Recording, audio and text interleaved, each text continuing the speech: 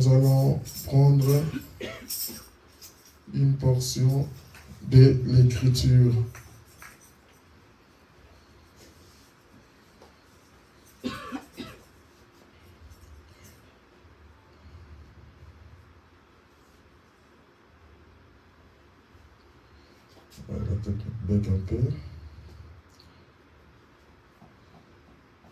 Nous allons prendre dans 2 Corinthiens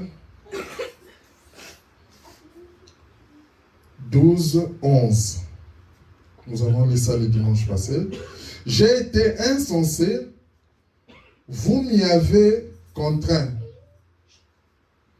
C'est par vous que je devais être recommandé, car je n'ai été inférieur en rien aux apôtres par excellence, quoique je ne sois rien. Seigneur Jésus, Dieu Tout-Puissant, Père Céleste, nous te remercions, Seigneur, de nous avoir visités déjà, Seigneur, ce matin. Oh Jésus, nous te remercions parce que tu es avec nous, Jésus. Nous te remercions, Seigneur Jésus, parce que tu as dit, tenez-vous tranquille et l'Éternel combattra pour vous. Nous te remercions, Seigneur Jésus, parce que tu as dit, invoque-moi, je te répondrai. Seigneur, nous sommes confiants en toi, Père éternel. Oh Jésus, bénis la lecture de la parole. Bénis, Seigneur Jésus, les oreilles qui ont écouté, Seigneur Jésus-Christ. Seigneur bien-aimé, nous t'invitons sur scène. Oh Jésus, tu as dit, invoque-moi, je te répondrai. C'est pourquoi je t'invoque, Jésus. Que nos vies soient changées et que nous nous rapprochions encore de Christ. Bénis, Seigneur, ceux qui nous suivent. Oh Dieu bien-aimé, à travers Internet, ceux qui nous suivent partout, Seigneur Jésus. Et nous qui sommes présents, Seigneur, bénis-nous d'une bénédiction spéciale, Jésus. Que ton nom soit béni à jamais. Au nom de Jésus-Christ, je te le demande ainsi. Écarte-moi du chemin, Seigneur, et parle à tes enfants. Au nom de Jésus-Christ. Amen. Vous pouvez vous asseoir. Encore une fois, que Dieu vous bénisse. Amen. Nous sommes heureux vraiment de nous retrouver dans la maison de Dieu. Sans plus tarder, j'ai quelques communiqués et annonces à faire. Le premier communiqué, c'est par rapport à notre frère Armand qui n'est pas là. Hier, c'était le mariage de notre frère Armand. Donc, tout s'est très bien passé. Tout s'est très très bien passé. Il est au pays, au Cameroun. Donc, je parlais avec le pasteur qui est là. C'est de l'église Agapao au Cameroun. Amen. En tout cas, que Dieu bénisse le pasteur Alain Josué. En tout cas, tout s'est très bien passé. Et dans peu de temps, je crois que le frère Armand sera de retour ici. Le temps aussi que les démarches aboutissent pour que son épouse puisse la rejoindre. Amen, amen. Alors, aujourd'hui c'est le 25, c'est l'anniversaire de la sœur Sarah. Nous t'invitons, tu peux passer devant. On va aussi prier pour toi. Et au courant de la semaine, c'était aussi l'anniversaire de la sœur Cynthia. Tu peux aussi passer. On va prier pour vous. Joyeux anniversaire. Joyeux anniversaire. Ok. Joyeux anniversaire, nos sœurs. Joyeux anniversaire. Que Jésus vous bénisse. Que Jésus vous bénisse. Que Jésus vous bénisse, nos sœurs. Que Jésus vous bénisse. On va prier. Seigneur Jésus, Dieu Tout-Puissant, Père éternel, je viens laisser tes enfants entre tes saintes mains. Tu as permis, Seigneur, d'ajouter encore une année, Seigneur, à leur vie, Puisses-tu les bénir, Seigneur Jésus-Christ. Oh Dieu, qu'elles soient toujours tes servantes, Seigneur, mon Dieu bien-aimé. Père Céleste, là où, Père, elles ont besoin de toi, que tu puisses intervenir et agir.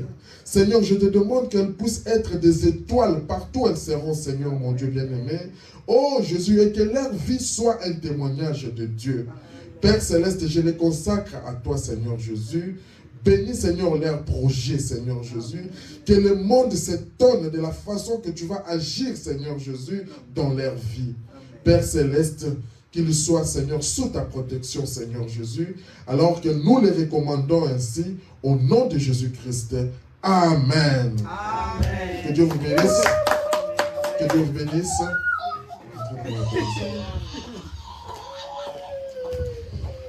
Alors, le dernier communiqué et l'annonce, c'est que maintenant, nous allons faire chaque premier dimanche du mois, il y aura un culte spécial. Chaque premier dimanche du mois. Ça sera un culte d'adoration et de prière.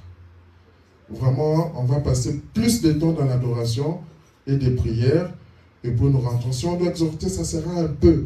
Mais c'est vraiment un culte spécial dans la présence de Dieu parce que c'est vraiment important. Nous finissons un mois. Quand nous commençons le nouveau mois, j'aimerais vraiment qu'on se consacre à Dieu. C'est très important parce que le temps est vraiment mauvais. Et c'est bien pour nous ce genre de moments. Nous sommes à l'église, nous avons des combats, nous avons ceci, cela. Nous avons vraiment besoin de la présence de Dieu dans nos vies et que nous soyons unis vraiment dans ces moments-là. Donc faisons un effort d'être là vraiment spécialement chaque premier dimanche du mois pour passer ces moments glorieux avec Dieu. Et c'est dans ce moment-là que là où il y a des requêtes, là où il y a ceci, on consacre ça vraiment à Dieu. Si tu as une requête spéciale, tu m'informes bien avant. Quand on vient, on prie pour ces cas et je crois que Dieu va agir. Amen. Allez, que Dieu vous bénisse. Amen. Alors, comme nous étions en train de lire dans 2 Corinthiens 12, 11, j'ai été un insensé. Ici, c'est Paul qui parle. J'ai été un insensé. Nous avons vu ça le dimanche passé. Alors, dans 1 Corinthiens 4, 10, il dit encore, nous sommes des fous à cause de Christ. C'est par rapport à ces termes. Un insensé. Et ici, il dit que nous sommes des fous à cause de Christ. Mais vous êtes sages en Christ. Nous voyons que, d'une part, il parle de fou, et d'autre part, il parle de sage. En fait, quand le monde te regarde en tant que chrétien, avec tes agissements, avec tes comportements, le monde te voit comme si tu es un fou. Parce que les choses que tu fais, des fois, ça diffère du monde. Or, en Christ, pendant que le monde pense que tu es fou, en Christ, tu es sage. Parce que quand tu es attaché en Christ, tu es attaché à Christ, tu es attaché à la parole de Dieu, nous sommes sages. Et l'apôtre Paul continue en disant ceci. Nous sommes faibles, mais vous êtes forts. Les gens peuvent vous voir faibles. En tant qu'humains, nous sommes faibles. Mais en Christ, nous sommes forts. C'est pour ça la Bible dit quelque part, nous sommes plus que vainqueurs par celui qui nous a aimés. Tu peux me trouver faible comme ça, mais quand j'ai Christ, mon frère, ma soeur, je t'assure que je suis très fort, que tu es très fort. C'est pour cela qu'il y a certaines situations, il y a certaines personnes qui ne t'aiment pas, qui te haïssent du fond de leur cœur, qui te jettent même de mauvais sorts. Si tu es seul, sache que ces sorts vont t'atteindre. Mais si tu es caché en Christ, tu es plus que vainqueur. C'est pourquoi la parole dit quelque part que toutes ces paroles-là sont nulles et sans effet. Amen. Nous devons savoir là où nous nous tenons. Amen. Vous êtes honorés et d'une part, nous sommes méprisés. Quand tu restes avec la parole de Dieu, tu seras méprisé. Quand tu restes attaché à la parole de Dieu, tu seras méprisé. Nous sommes fous à cause de Christ. Donc aujourd'hui, nous allons continuer et clôturer, je pense, ce que nous avons commencé le dimanche passé sur le sujet « Un drôle d'oiseau ». Comme je le disais, on parle d'un drôle d'oiseau, c'est par rapport à notre comportement, c'est par rapport à notre manière de parler. Quand on dit que drôle, c'est vis-à-vis à quelqu'un d'autre. On peut te dire drôle, on peut te dire que tu es bizarre, on peut te dire que tu es étrange. C'est par rapport à ce comportement. Souvenez-vous, quand les disciples étaient avec Jésus, lorsqu'on a crucifié ou on voulait mettre Jésus à mort, les disciples avaient peur et s'étaient cachés. Mais ils ne comprenaient pas que la parole avait déjà une influence dans leur vie. Et Paul, quand il sortait, on regarde les disciples, on dit, mais attends, toi là, tu étais avec Jésus, non? Parce que ta manière d'être, elle est bizarre. Elle est drôle. C'est pour cela, en tant que des enfants de Dieu, nous devons accepter ça d'être des drôles d'oiseaux, d'être des personnes bizarres, des personnes différentes pour Christ. C'est là où Paul nous dit que je suis fou de Christ. Quand les gens me regardent, ils me trouvent comme un fou de Christ. Alors, aujourd'hui, nous allons continuer pour essayer de voir un peu dans la Bible quelques exemples de personnes qui ont agi comme étant des drôles d'oiseaux, comme étant des personnes bizarres. Et nous allons ramener ça à aujourd'hui. Que Dieu vous bénisse. Nous allons prendre dans la prédication du prophète le drôle d'oiseau. Je vous ai dit que c'est une prédication que le prophète a prêché 2 fois à la même année. En 64, il a prêché ça en mai et il a prêché ça aussi en juin. Donc, je prends le drôle d'oiseau du 31 mai 64 au paragraphe 32. Le frère Branham dit: maintenant, nous pouvons réfléchir sur ces sujets-là pendant quelques instants. Paul qui dit « Je suis devenu un insensé, un cinglé ». Donc, Paul, comme nous l'avons lu, il est un cinglé, il est devenu un insensé, il est devenu une personne bizarre. Or, vous êtes forcément un cinglé pour quelqu'un. Quand on parle de cinglé, on parle de drôle. Tu es un cinglé, c'est un mot que le frère Branham dit, je m'excuse d'utiliser ça, c'est comme une insulte. Mais pour que les gens comprennent, parce que le frère Branham, il n'avait pas beaucoup étudié. En fait, il parlait l'anglais, mais c'était comme l'anglais de la rue.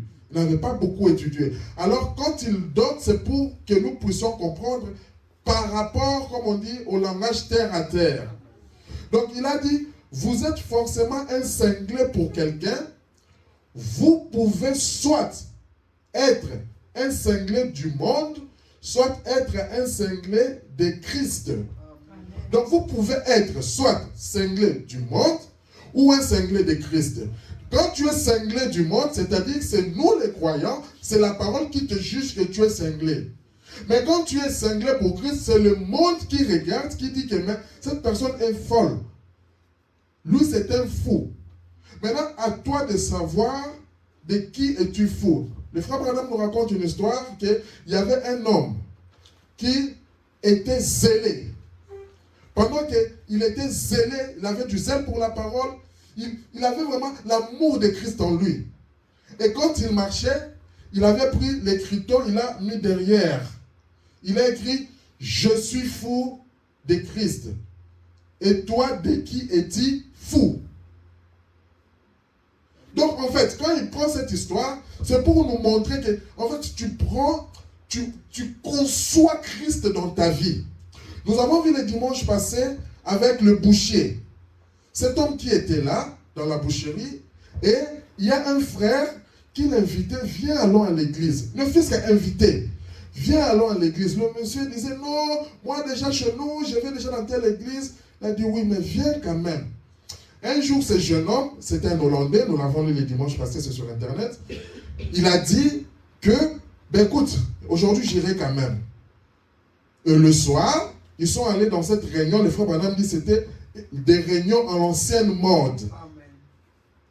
D'adoration. Vraiment, ils étaient dans l'adoration. Ils étaient dans la consécration totale. Quand ce monsieur a goûté la présence de Dieu, ce monsieur a changé. Il a vu que là où il avait l'habitude de partir, ça n'avait rien à voir avec Jésus. Et quand le lendemain, le monsieur est rentré au travail, il était devenu comme un fou pour Christ. C'est-à-dire qu'il était, comme c'était un boucher, il coupait la viande, le frère Branham nous dit, il y a un moment, il arrête, il commence à faire des tours. Gloire à Dieu, oh Jésus, je t'aime, oh alléluia, je t'aime. Il commence à parloter comme ça. Il coupe, il laisse, gloire à Dieu. Et les gens avec qui il s'était, ils ne comprenaient pas. Ils disaient, mais ce monsieur, mais c'est un fou. C'est là où Paul dit que j'accepte d'être un fou de Christ. Le frère Branham continue avec cette histoire. Il dit que le patron est arrivé. Et le monsieur ne se rendait même pas compte que le patron était là. Le monsieur continuait toujours ce jeune homme. Le patron a trouvé aussi qu'il était bizarre. Le patron lui dit, attends, même ma présence ne lui dit absolument rien. Monsieur, qu'est-ce qui ne va pas? C'est alors que le monsieur lui dit, hier, on m'a invité à une église quelque part. Je suis allé visiter, Jésus m'a sauvé. Qu'est-ce que toi tu confesses? Il dit que Jésus m'a sauvé. Et il pouvait, vous savez, des fois, quand tu as une certaine expérience avec Christ, des fois tu ne parviens même pas à expliquer ça aux gens. C'est pour ça, des fois, le frère Branham, dans ses prédications, disait, si je pouvais vraiment vous faire ça entrer dans mon cœur, que vous compreniez de la manière dont je parle. Nous devons arriver à atteindre un certain niveau avec Jésus. Et pour atteindre ce niveau, il faut être ancré dans la parole de Dieu. Et c'est donc quand il a dit que non, écoutez, mais je suis vraiment sauvé. Le patron ne comprenait rien. Il a dit, ah, tu es allé dans ce groupe-là. Ils n'étaient pas nombreux. Hein. Dans ce petit groupe-là, nous savons qui habite librement là-bas, au tabernacle des Ardennes. Ah, mais ce sont des cinglés. Et le monsieur dit, gloire à Dieu pour les cinglés. Amen. Et le patron continue, il lui dit, mais ça c'est comme une voiture avec des écrous, tout ça, il est qualifié pour l'insulter. Et le monsieur dit, gloire à Dieu si je suis un écrou. Un écrou. Donc, si on enlève l'écrou de voiture, la voiture reste une tas de ferraille. Donc ça n'a plus de la valeur.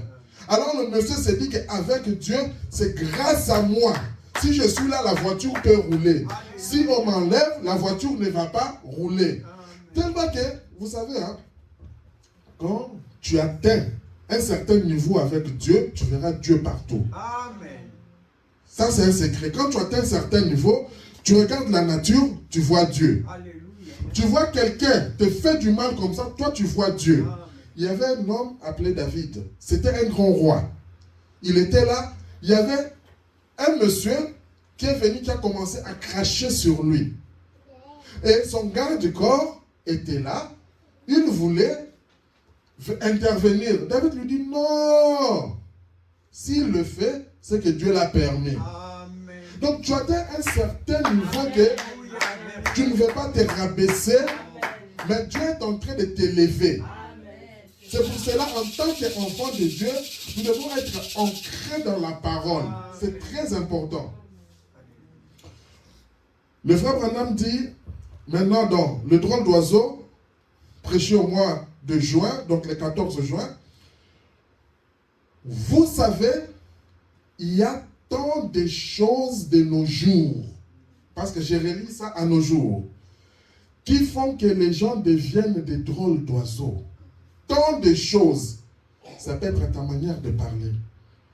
Comment parles-tu?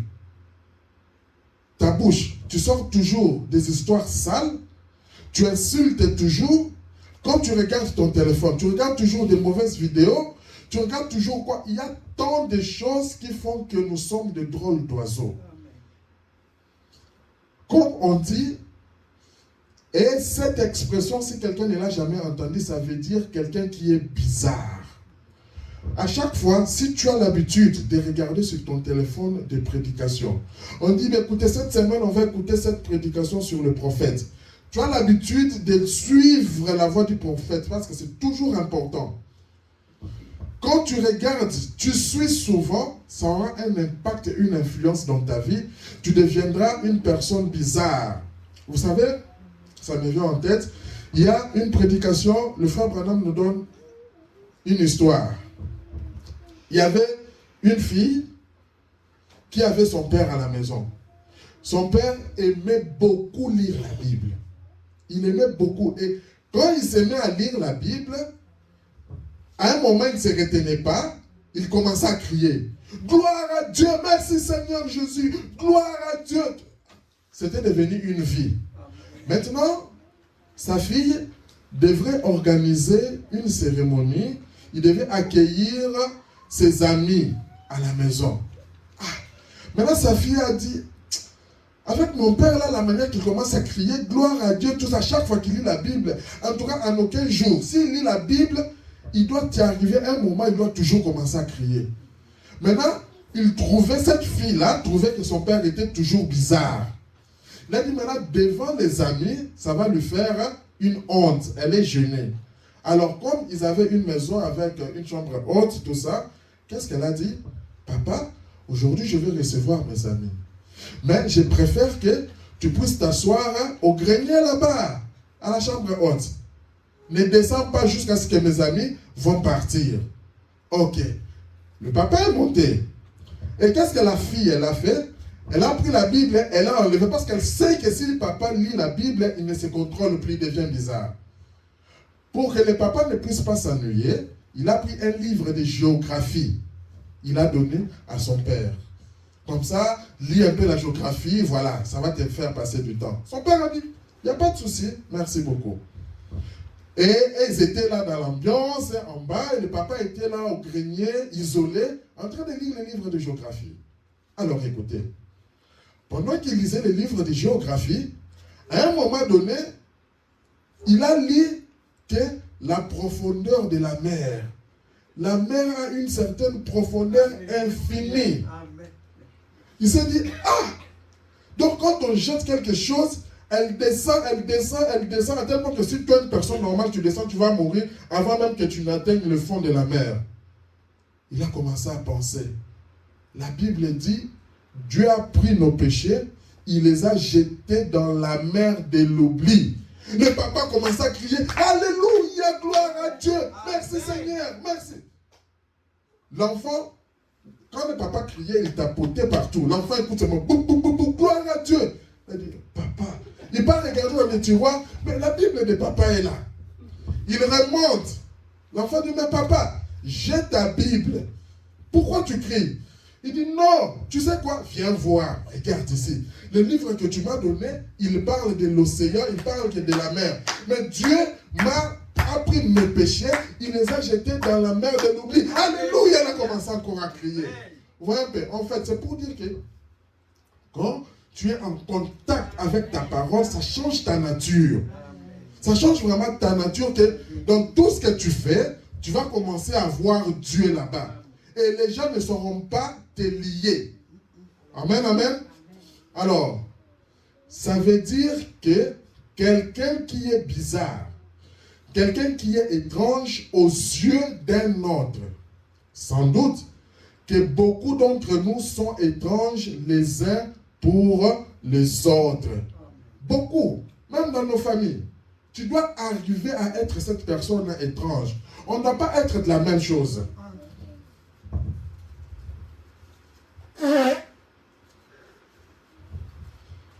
Alors, nous voyons maintenant quelques exemples rapidement dans la Bible. Je commence par Noé. Du temps de Noé, comme nous connaissons l'histoire, du temps de Noé, il n'y avait pas encore la pluie. La pluie n'existait pas. Dieu, quand il arrosait la terre, c'était, le frère Branham dit que c'était par l'irrigation, c'était par la rosée du matin, c'était par la source, mais il n'y avait pas la pluie comme aujourd'hui.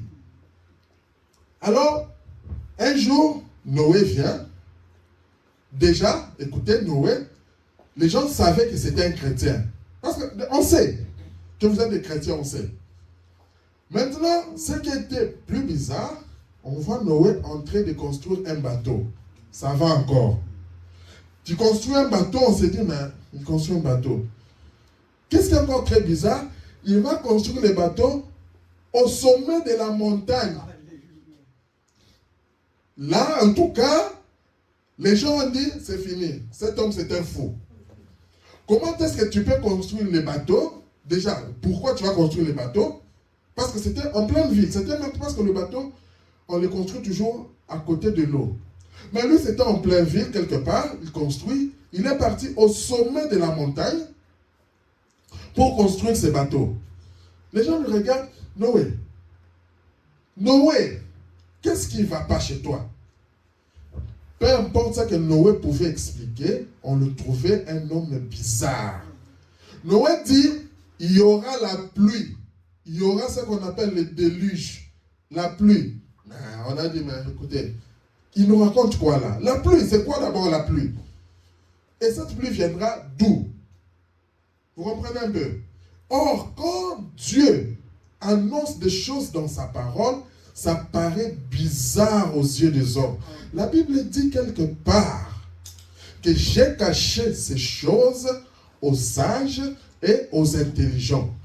Et je les ai révélées aux petits-enfants. Et les frères, madame, dit que je suis l'un de ces petits-enfants à qui Dieu a révélé ces choses. Et toi maintenant, quand tu es connecté à la parole de Dieu, tu es aussi l'un de ces petits-enfants vers qui Dieu a révélé ces choses. Ne soyons pas distraits.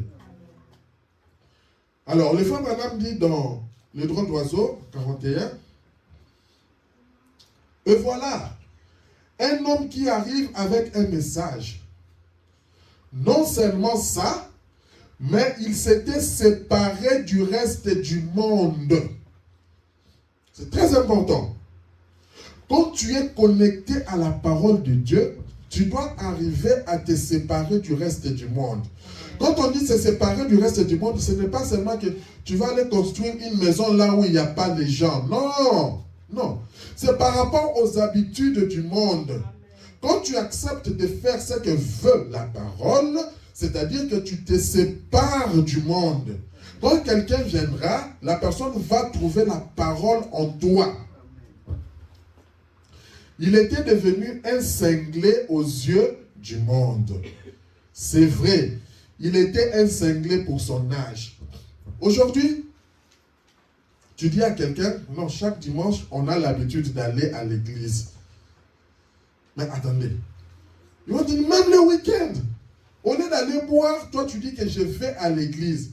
Pour ces gens, ça paraît bizarre. Mais toi tu sais, la Bible dit qu'il est doux et agréable pour des frères et sœurs de demeurer ensemble. En fait, quand tu fais quelque chose, tu dois être convaincu de ce que tu fais. Tu dis, Seigneur, je suis arrivé ici, c'est parce que ta parole dit ça. La Bible dit, là où il y a 2 ou 3 personnes qui sont réunies en mon nom, je suis là. Amen. Quand tu viens, Seigneur, je viens, le fait seulement de venir là, nous sommes réunis au nom du Dieu Tout-Puissant. Seigneur, je crois en ta présence. Amen. Tu dois être à l'aise quand tu es dans la maison de Dieu. Ton cœur doit être à l'aise, ton esprit doit être concentré dans la parole de Dieu. Comment donc un homme qui portait un message aussi fou, comprenez, pouvait-il essayer d'amener les gens dans une petite roulotte ou une arche? Mais Noé construit l'arche et il demande aux gens de venir entrer dans l'arche. On dit d'abord, tu es un fou, tu construis l'arche au sommet de la montagne et tu nous demandes à nous de venir nous enfermer dans cette arche-là. Ça ne pouvait pas passer. On a dit que non, lui c'est un faux. Qu'ils étaient en train de construire là-bas, il était un insensé carrément. Il était un détraqué. Il était un fou. Mais, qu'est-ce qu'il a fait? Écoutez, en agissant de la sorte, il a été le cinglé qui a sauvé l'Église qui croyait. C'est-à-dire qu'en agissant ainsi, c'est pourquoi nous avons dit que pour le monde, on voit comme tu es fou. Or, en Christ, tu es sage. Or, Dieu a toujours ses enfants quelque part. En agissant ainsi, la personne qui a reconnu Christ est venue à l'appel de Noé. Et la parole nous dit qu'il a sauvé l'Église qui croyait. Nous avons donné l'enseignement sur l'Église. Nous avons dit que quand on parle de l'Église avec un « E » majuscule, ce sont des individus. Parce que c'était des individus qui étaient entrés là. À cette époque-là, oui, monsieur, c'est ce qui se produit. Il devait les faire sortir du monde. Aujourd'hui, quand nous prêchons, quand nous apportons la parole de Dieu, le seul but que nous avons, c'est de nous sortir du monde. C'est ça le seul but. Que nous sortons du monde, sortir du monde pour entrer en Christ.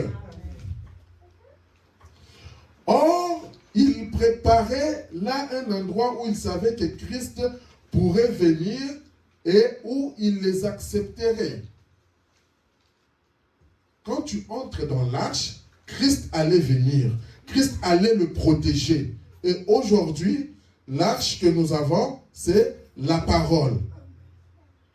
Alors, l'arche que nous avons, c'est la parole. Ça, nous avons compris avec Noé. Comment est-ce qu'à l'époque de Noé, Noé était considéré comme un drôle d'oiseau. Maintenant, nous allons voir un autre exemple, c'est Moïse. Moïse, nous connaissons l'histoire de Moïse. Moïse était une personne, déjà, sa naissance, je ne vais pas entrer dans les détails, nous connaissons sa naissance, on l'a jeté dans le fleuve Nil, là où il y avait beaucoup de crocodiles, ainsi de suite, il a été protégé. Moïse, c'était une personne qui a été instruite en Égypte. Et à l'époque, l'Égypte, c'était une grande puissance. Aucune nation ne pouvait s'élever contre l'Égypte.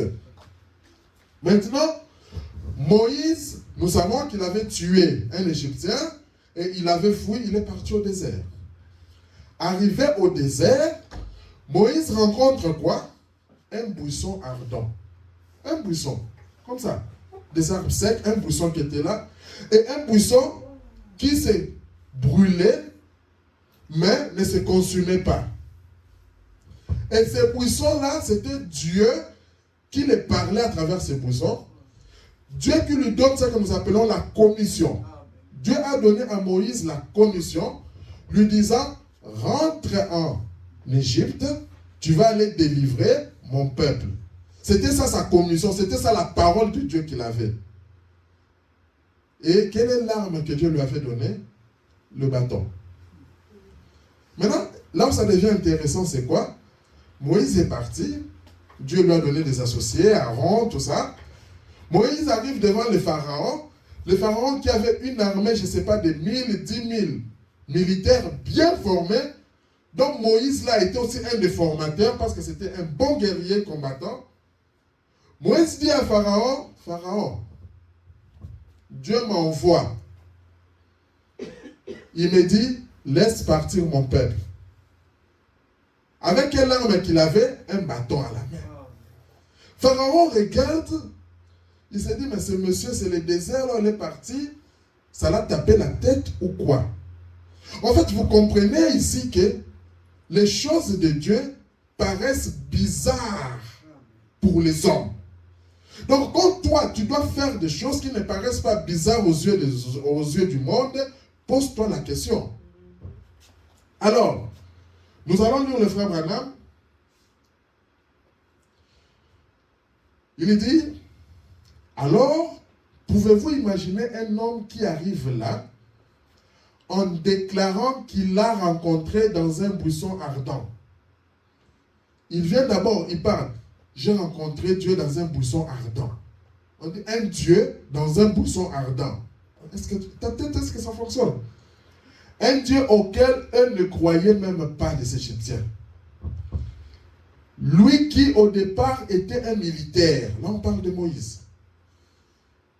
qui avait été solidement entraîné, qui connaissait toutes les manœuvres du monde militaire. Et voilà, qui arrive avec un bâton seulement à la main. Donc tu viens de défier toute une armée, mais avec un bâton à la main, afin de faire sortir un peuple et de le délivrer d'une nation qui tenait le monde entier sous son emprise.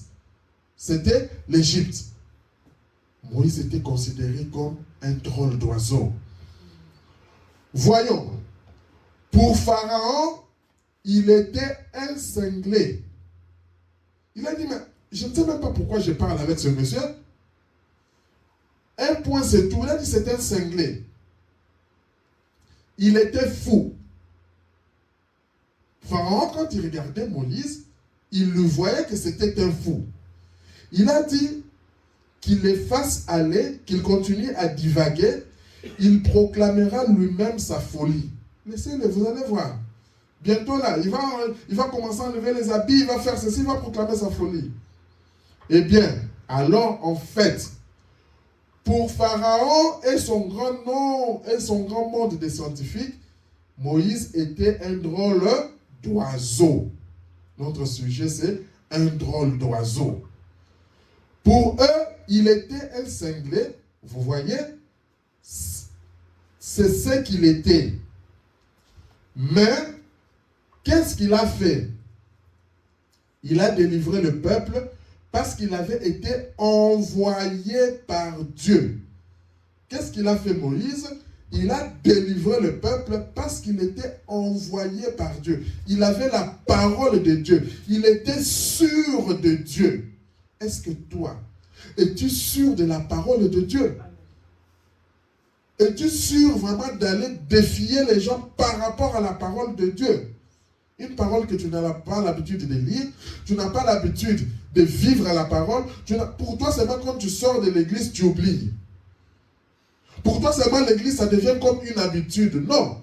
Au lieu que ça devienne comme une habitude, tu peux rester chez toi, tu t'assois. Non. Parce que quand tu comprends l'impact, quand tu comprends la raison pour laquelle Dieu regarde, Dieu va te confirmer d'une manière ou d'une autre. Nous devons avancer avec Dieu. Il faut que quelque chose qui est bizarre, quelque chose qui est différent du reste du monde. Si on ne t'a jamais dit, mais pourquoi toi, ton habillement, pourquoi toi, ceci c'est bizarre. Si on ne t'a jamais dit ça, tu dois te poser la question. Les gens veulent aller boire la bière, toi tu dis non. Les gens veulent commencer à faire de mauvaises choses, à fricoter à gauche, à droite. Toi tu dis non. Les gens veulent commencer à regarder des vidéos mauvaises, toi tu dis non. C'est comme ça que les gens doivent arriver à te trouver bizarre. C'est par rapport à la parole de Dieu. Vous voyez, le monde est tellement borné, limité à ses grandes réalisations scientifiques et tout ça. Alors, quand un homme est conduit par Dieu à faire quelque chose qui est bizarre par rapport à ça, il devient un insensé. Le monde a une ligne de conduite à faire. On sait que pour quitter Libramont ou pour quitter Arlon, pour quitter Bruxelles, arriver à Libramont, il faut rapidement prendre soit un train, soit une voiture, que ce soit un taxi ou quoi, donc un moyen de transport. Mais aujourd'hui, on me voit, je quitte Bruxelles, je dis à quelqu'un, écoute, je vais à Arlon à pied. On me voit en train de marcher, tu vas où? Je vais à Arlon à pied. Vous comprenez un peu? Quand les gens vont voir ça, directement, ils vont dire, mais ce monsieur a un problème dans sa tête. Comment est-ce qu'il peut quitter Bruxelles pour arriver à Arlon à pied?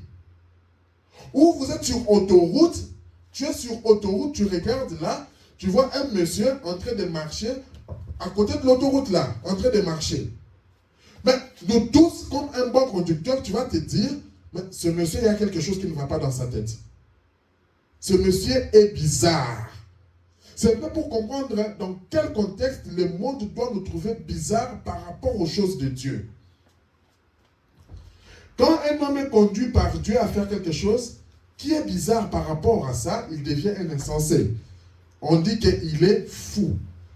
Mais voyez, Il faut quelque chose comme ça pour maintenir la chose en place.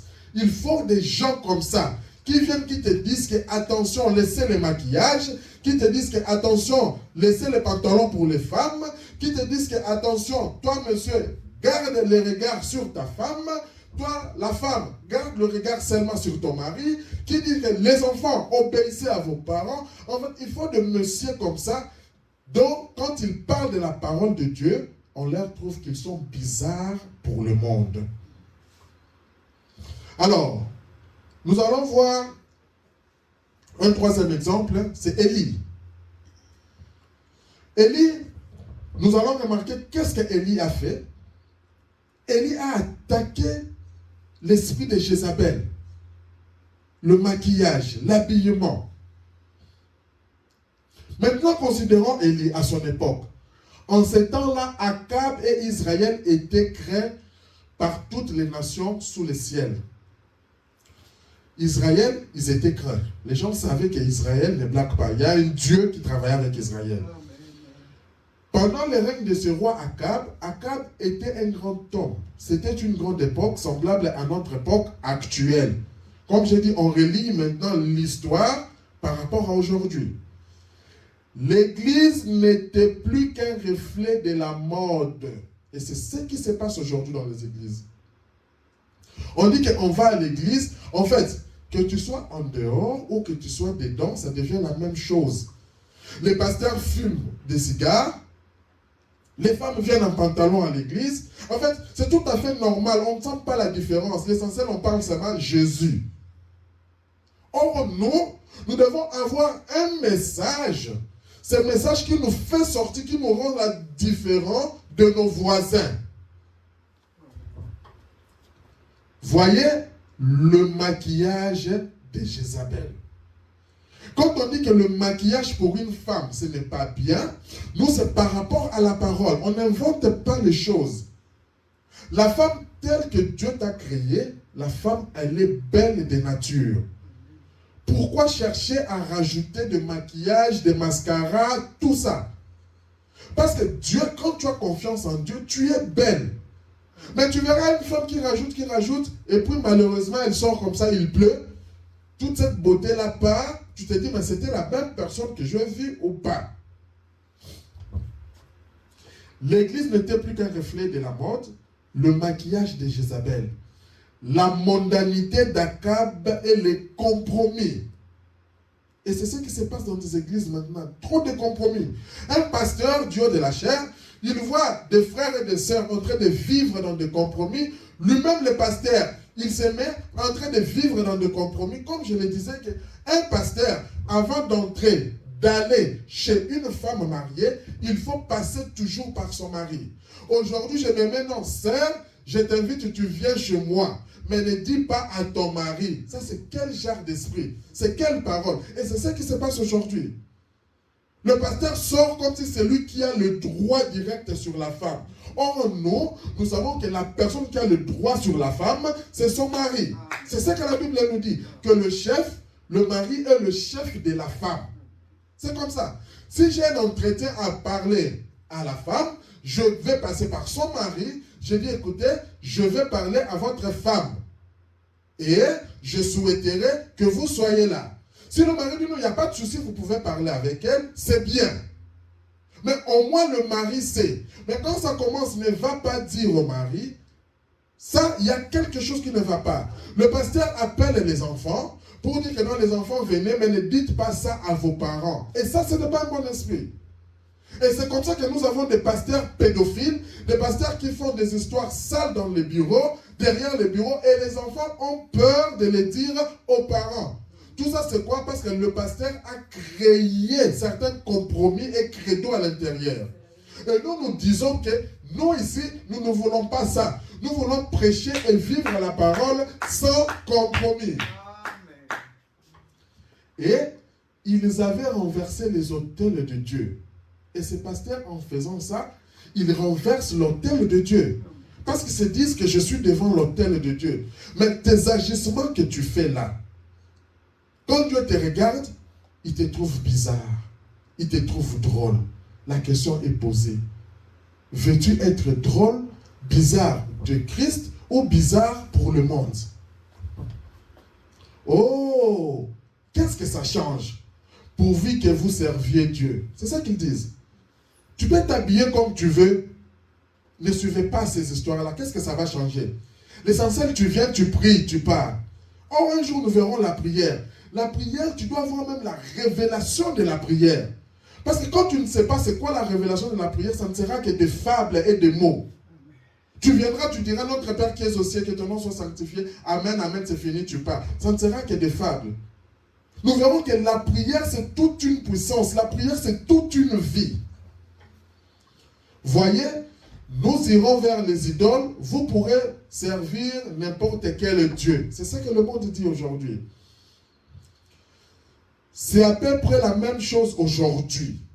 Voyez, tout est une affaire de mode. Est-ce que tu es censé que chaque habit qui sort, moi je dois être à la page? Chaque chaussure qui sort, moi je dois être à la page. Vous savez qu'au fur et à mesure que le monde évolue, le diable multiplie aussi des stratégies. Même les habits, les choses que nous achetons, ça doit être une vie.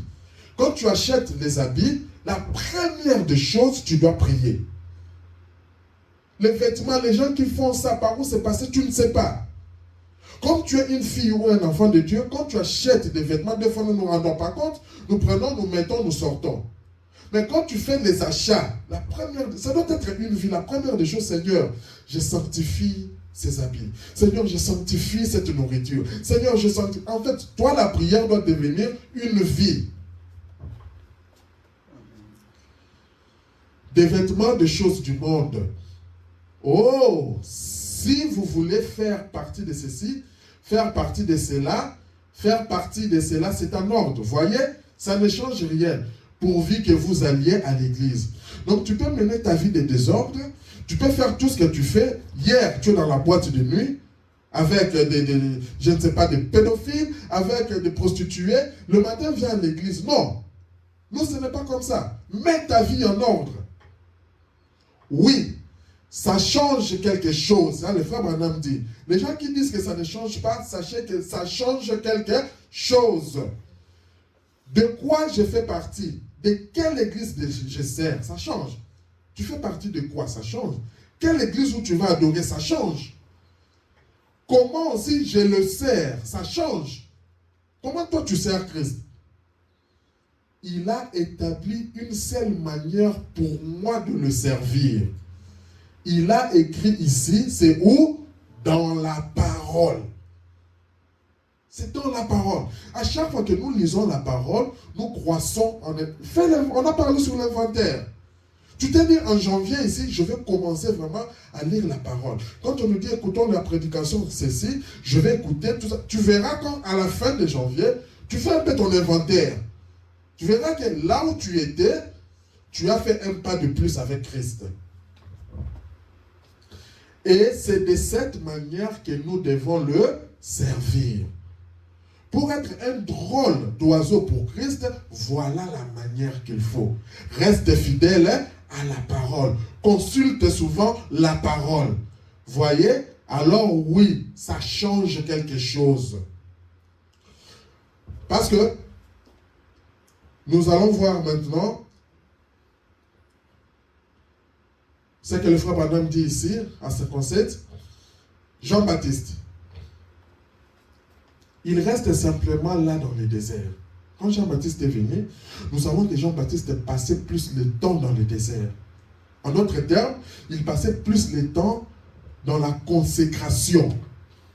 Et c'est comme ça qu'on le trouvait que c'était une personne drôle. Dans le désert, à prêcher ses petits sermons le long du Jourdain. En marchant le long des larges au bord du fleuve. C'était un évangéliste. Il prêchait.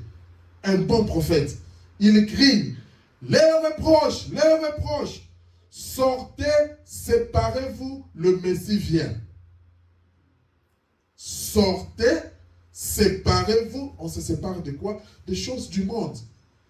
Séparez-vous car le Messie vient. Et aujourd'hui, nous savons que Jésus vient.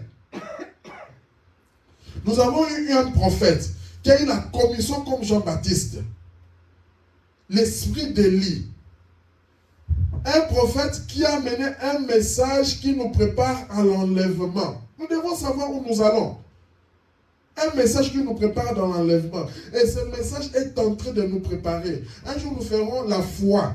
Quand on parle de la foi, il y a une foi qui est plus grande que toutes les foi. Il y a une foi pour avoir un pain, il y a une foi pour avoir ceci, mais la plus grande de tout cela, c'est la foi de l'enlèvement. Quand nous avons la foi de l'enlèvement, c'est-à-dire que tu as atteint un certain niveau que toi, ta vie, c'est viser Christ. Ta vision, c'est viser Christ. Parce que tellement tu as cette foi de l'enlèvement que les choses de ce monde ici ne vont plus commencer à te dire rien. Quand tu regardes les choses du monde, sable mouvant. Pourquoi? Parce que Dieu met en toi une certaine foi qui est au-dessus de foi que nous avons besoin de pain, ainsi de suite. Ceux qui l'ont suivi sont devenus des drôles d'oiseaux, des fous, tout simplement. Quand tu suis la véritable parole de Dieu, ceux qui ont suivi qui? Le frère Jean-Baptiste. Et aussi, ils sont devenus des drôles d'oiseaux. Comme toi, quand tu suis le message, quand tu suis les prophètes, tu seras considéré comme un drôle d'oiseau par rapport à tes agissements. Alors, nous allons voir aussi une autre personnalité qui est Jésus. Il était un drôle d'oiseau, Jésus. Savez-vous que notre Seigneur, quand il est venu, lui aussi, on l'a déclaré fou. Donc en fait, ce sont des histoires de la Bible. Jésus en venant, il a été considéré comme un fou. On l'a qualifié de Belzébul. Raison pour laquelle on a voulu le crucifier. Mais lui, quand il venait, il avait un but. C'était de préparer une église. Il appelait les gens à sortir. Parce que nous savons que l'église, c'est les appeler à sortir. Et Dieu avait cette mission. Jésus avait cette mission-là. Et par rapport à ça, on les qualifiait pour un fou. Savez-vous que notre Seigneur, quand il est venu, lui aussi, on l'a déclaré fou. Vous voyez, il n'est pas allé dans les villes où ne s'est pas rallié à leurs grandes organisations. C'est-à-dire, il y avait des pharisiens, il y avait des grandes églises, mais Jésus n'est pas allé là-bas. Il savait s'il partait là-bas, ils avaient la popularité. Mais Jésus n'est pas allé là-bas. Il appelait un peuple. Il a trouvé 12 apôtres. Un petit peuple, un petit coin quelque part.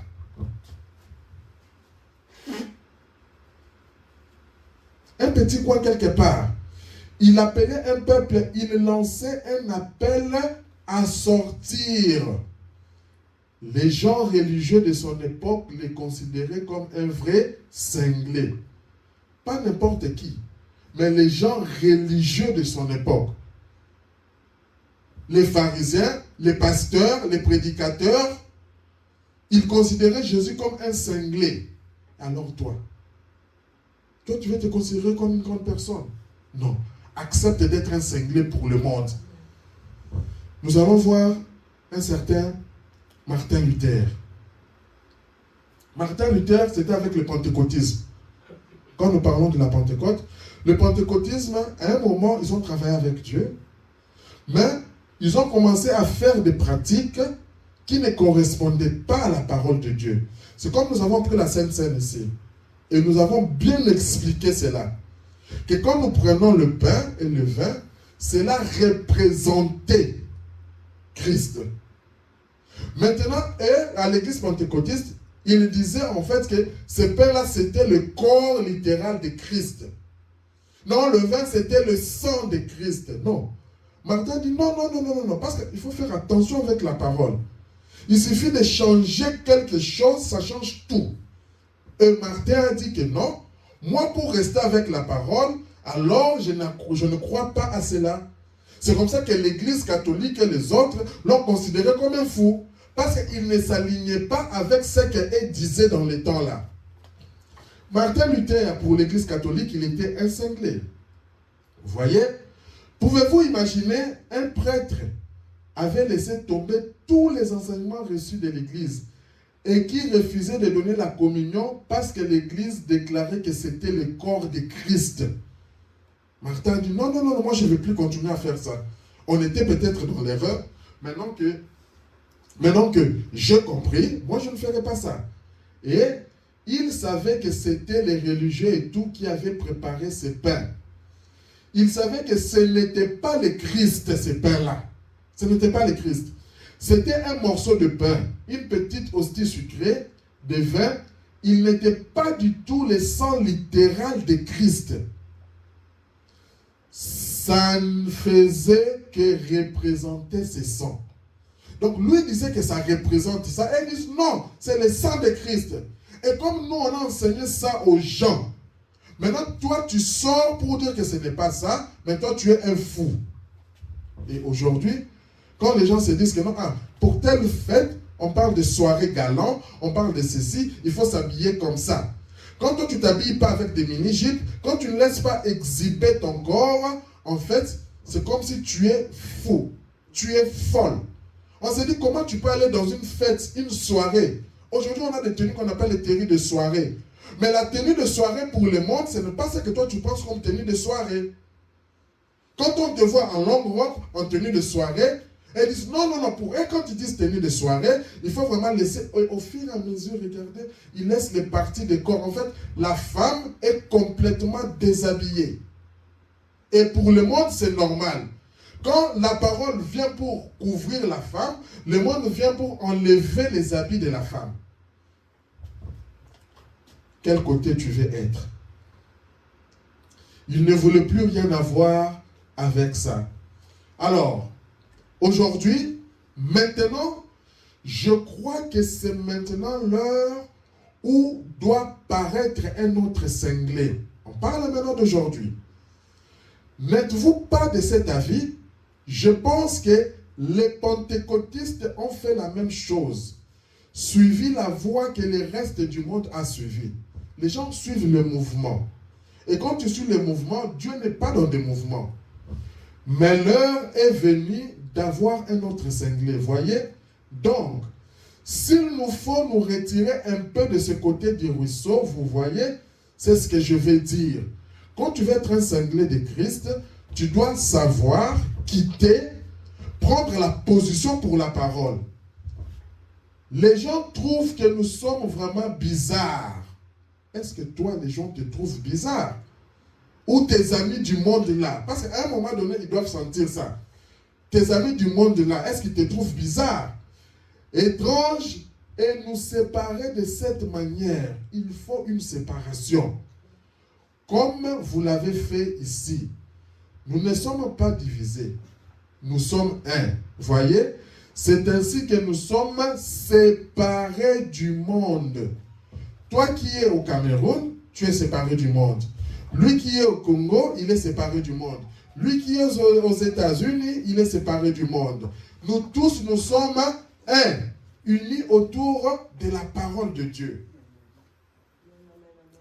Par exemple, le frère Branham dit, tous les Américains aujourd'hui, il va vraiment aujourd'hui, tous les Américains aujourd'hui, nous voyons là tant de mondanité et de choses du genre. Dans nos églises, nos dénominations et tout. Alors, le frère Branham dit que dans nos églises aujourd'hui, nous voyons tant de mondanité et de choses du monde. Et c'est là où les prédicateurs, les pasteurs, les évangélistes, tous les grands titres qu'ils veulent se donner, doivent faire attention par rapport à ça. Alors, quelque chose qui correspond à la parole se manifeste, vous voyez? Ils sont rangés du côté du credo et non du côté de la parole. Ça, c'est aujourd'hui. Les gens préfèrent les credos, les gens préfèrent des compromis. Je préfère donner des serments qui vont satisfaire quelqu'un au lieu de rester avec la parole. C'est là où, quand on a parlé de l'inventaire, je vous ai dit qu'à un moment donné, tu dois même faire l'inventaire de l'église là où tu écoutes la parole. Sinon pas, c'est toi qui vas perdre. Sinon pas, c'est ton âme qui ira en enfer. Parce que cela dépend de la formation ou de la parole que tu écoutes. Alors, quelque chose qui est selon la parole se manifeste. Vous savez, je suis si heureux d'être filettés par la parole. Ça, c'est le frère Branham qui dit. Nous devons être filettés par la parole. C'est comme nous avons un boulon. Tu prends un boulon et on est en train de fileter ce boulon pour qu'il puisse s'accommoder. Une vis puisse s'accommoder à ce boulon-là. Quand la parole te filette normalement, tu vas t'accommoder avec cette parole-là. Je suis si heureux qu'il y ait aussi un boulon fileté comme ça. Des tuyaux surtout, pour que les tuyaux puissent se marier les uns les autres, on utilise des boulons et on met des histoires, en fait c'est ça qu'on parle de fileter. Pour que ça puisse se marier, pour que ça puisse entrer très bien. À quoi sert-il à retirer l'épouse du monde, à la mettre à part pour accomplir quelque chose de différent? C'est ça la parole. La parole nous prépare. Le boulon là qu'on prépare, c'est ça la parole qui nous prépare. La parole est en train de nous fileter. Donc nous préparer pourquoi le frère Branham dit à retirer l'épouse du monde et à la mettre à part. Amen. Pour accomplir quelque chose de différent. Donc quand tu es préparé et que tu es mis à part, c'est pour qu'on puisse accomplir quelque chose, que Dieu puisse accomplir quelque chose de différent avec toi. C'est pourquoi tu dois être prédisposé déjà à ça. Alors, oui mes amis, nous sommes peut-être des cinglés, des écrous. On ne joue pas à l'église s'il vous plaît. Alors, oui mes amis, nous sommes peut-être des cinglés, des écrous, quant aux choses du monde. Amen. Pour les gens du monde, mais nous retirons seulement du monde ce qui a été fileté en vue de ceci. Noé, à son époque, il avait été fileté, il avait été travaillé par Dieu. De même que tous les autres prophètes. Tout au long des âges. Et les justes avaient été filetés. Quand tu es un enfant de Dieu, tu es fileté par la parole de Dieu. Parce qu'ils étaient envoyés, il les avait envoyés.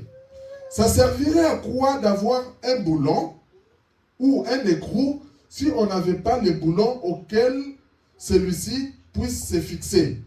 Il y a un boulon.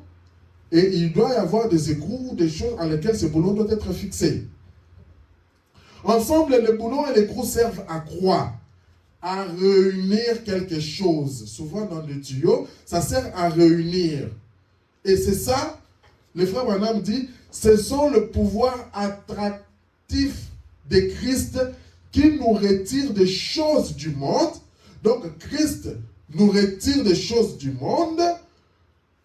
Nous communions avec les grands ministères de Paul.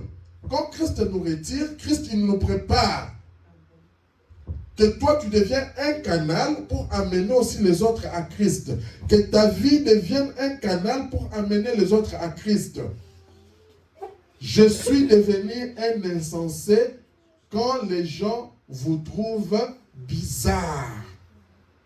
Tu dois arriver dans tes agissements que les gens puissent vous trouver bizarre. Vous voyez? Vous êtes devenus insensés à leurs yeux pour pouvoir être attirés par la puissance de Dieu. Quand tu ne fais plus ce que le monde voit normal, en fait, toi, Dieu t'attire. Pourquoi? Pour pouvoir être attiré par la puissance de Dieu à laquelle quelque chose à l'intérieur de vous, quelque chose dans votre cœur vous a fileté. Ça vous a travaillé. Ça vous a prédisposé à être au service, à amener une âme quelque part. Que ta vie soit digne de l'évangile. C'est en 6. Maintenant, vous dites, comment savoir si je suis fileté correctement en tant que chrétien maintenant? Le frère Branham dit, regardez la parole. Amen. Ce que tu parles, ce que tu vis, Est-ce que tu es connecté à la parole? Tu regardes notre point de référence, c'est la parole de Dieu. Voyez, alors vous saurez si vous êtes filetés correctement, si nous sommes des cinglés de Christ ou si nous sommes des cinglés du monde. C'est ça la grande question. De qui es-tu fou? De qui es-tu cinglé? Es-tu fou de Christ ou es-tu fou du monde? Or, le monde aussi a reçu son cinglé, c'est exact. Le frère Branham nous montre, comme je vous ai dit, le frère Branham nous montre que quand tu considères celui en plein hiver, il sort, il n'a pas de vêtements, il se promène toute la rue, toi tu le vois comme un fou. Et lui aussi, quand il te regarde, il te voit comme un fou. Alors, le paragraphe 79, le monde avait un cinglé en la personne de Pharaon. Comme nous avons vu l'histoire de Moïse, Moïse était un cinglé ou un fou pour Pharaon, mais Pharaon aussi était un fou pour Moïse. Parce que Moïse s'est dit, mais cette personne veut défier Dieu. Tu veux défier Dieu. Qui es-tu pour défier Dieu? Le monde avait un cinglé en la personne de Pharaon à l'époque de Moïse. Effectivement, vous voyez, forcément, le diable, il a ses cinglés. Donc nous comprenons qu'il y a des fous de Jésus et des fous de diable. Les fous de Dieu, c'est ceux qui font la parole de Dieu. Les fous de diable, c'est ceux qui sont contre la parole de Dieu. Eh bien, il y avait un pharaon. Moïse, qui était là-bas, devait faire sortir les gens. Il était un cinglé aux yeux de Pharaon, mais Pharaon aussi, à leurs yeux, il était un cinglé. Il faut donc qu'il en soit ainsi. Alors, vous êtes un cinglé pour quelqu'un. Ça, vous devez savoir ça. Et frère Branham me dit, moi, je suis heureux d'être rattaché à la parole. Moi aussi, ce matin, j'ai dit, je suis heureux d'être rattaché à la parole. Par le filetage de cette parole. Pas vous. Alors que nous concluons maintenant. Le frère Branham dit, dans le paragraphe 85, mais l'Église aussi a ses cinglés. Nous avons vu ici que le diable a ses cinglés, mais l'Église aussi a ses cinglés. Voyez mes frères, le monde a ses cinglés, l'Église a ses cinglés. Le monde a ses cinglés, Christ aussi a les siens. Tout dépend de quel camp que toi tu veux. Alors, de qui êtes-vous les cinglés? C'est la grande question que l'on doit se poser ce matin. Tu regardes ta vie. Tu regardes qu'est-ce que tu as l'habitude de prononcer. Qu'est-ce que tu as l'habitude de regarder. Ton temps, tu le laisses en quoi? Est-ce que tu as cette soif-là de venir chaque dimanche à l'église? Est-ce que tu as cette soif-là de rencontrer Christ? Est-ce que tu as cette soif-là que ta vie soit changée? Quand tu regardes par rapport à tout ça, la question et la réponse, c'est toi-même qui l'as dans ton cœur. Si tu regardes que tes agissements font de toi que tu ne sois pas un cinglé de Christ, alors ce matin, tu dois dire à Dieu, j'aimerais être un cinglé de Christ. Je n'aimerais pas être un cinglé du monde. Vous dites, comment puis-je savoir si c'est la vérité, frère Branham? Frère Branham dit, au commencement était la parole. La parole était avec Dieu. Nous lisons ça dans Jean. La parole était Dieu. Pour dire qu'en fait, la parole ne change pas. Et la parole a été faite chair. Elle a habité parmi nous. Jésus-Christ est le même hier, aujourd'hui et éternellement. Par conséquent, il est toujours la parole. Il est toujours la parole. Donc quand tu regardes cette parole aujourd'hui, c'est toujours Dieu qui est la parole. Ne cherchons pas Dieu quelque autre part. Si tu veux chercher Dieu, trouver Dieu, c'est dans sa parole. Donc, pourvu que nous soyons bien filetés par la parole, par cela, voyez, à savoir, bien que nous soyons cinglés aux yeux du monde, si nous sommes filetés dans la parole de Christ, Christ le démontre, alors qu'il réunit, voyez, il réunit son Église. Qu'ils s'élèvent et fassent ce qu'ils veulent. Mais quand tu es à Christ, sache que Christ est avec toi.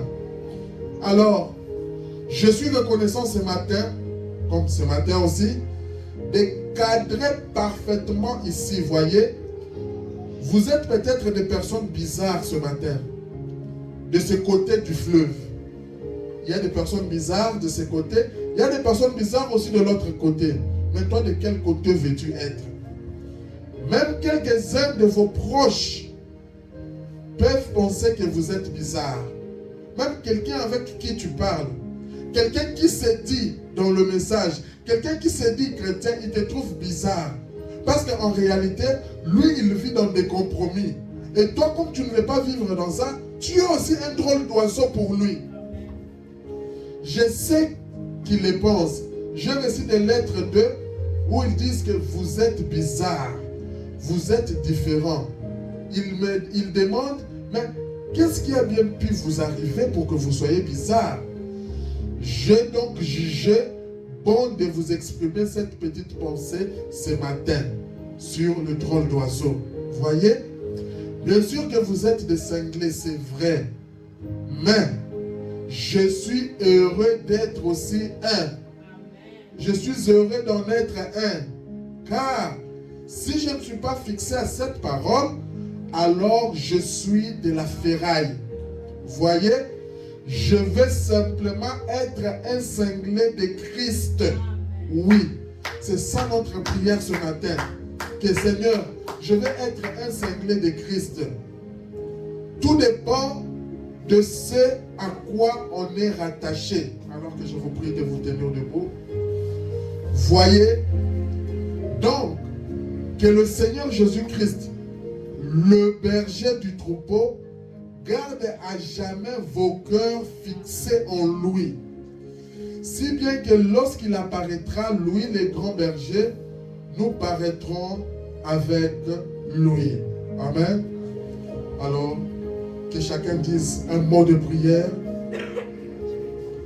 Vraiment, que nous voulons être les cinglés de Christ, que nous voulons vraiment vivre la parole.